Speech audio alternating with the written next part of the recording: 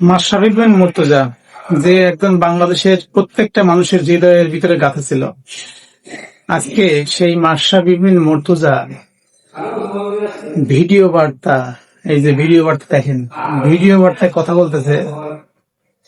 সেই ভিডিও বার্তা সে কান্না জড়িত কণ্ঠে কথা বলতেছে। তার লাশটা, মৃতদেহটা যেন নড়াইলে না যায়, সে আক্ষেপ করতেছে। আসলে সময়ের পরিবর্তনে মানুষের প্রতি ভালোবাসা বোধ হারিয়ে যায়। এই মাশরাফি বিন মুর্তজা তার রাজনৈতিক ক্যারিয়ারের কারণে আজকে অনেক মানুষের হৃদয় থেকে হারিয়ে গেছে, অনেক মানুষের হৃদয়ে বেঁচেও আছে। যাই হোক, সে যেখানে থাকুক, সে যেন ভালো থাকে, সেই প্রত্যাশা। যে কাজগুলো আমি নড়াইলের জন্য করেছি, সেই তালিকাটা যদি আপনি ধরেন, তাহলে শুধু একটা ইউনিভার্সিটি এখন বাকি আছে।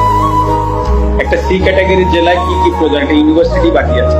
আমার বাবাকেও বলে দিয়েছি যে এটার কোনো বিচার বর্তমান সরকার বা যারাই আসুক বা যারাই থাকুক বা আসুক, হ্যাঁ, তাদের কাছে আমি এটা নিয়ে কোনো বিচার চাইব।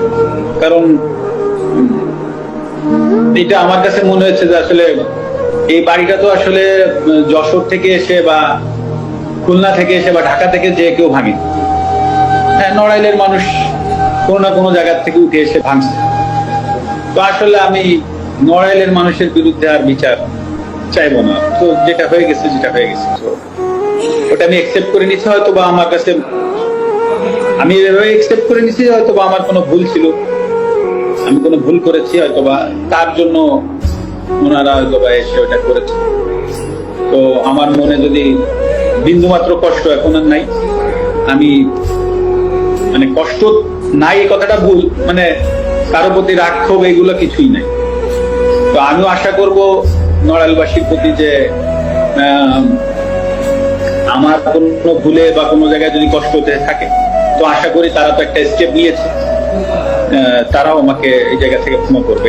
এটাই আমি আশা করি, এর বেশি।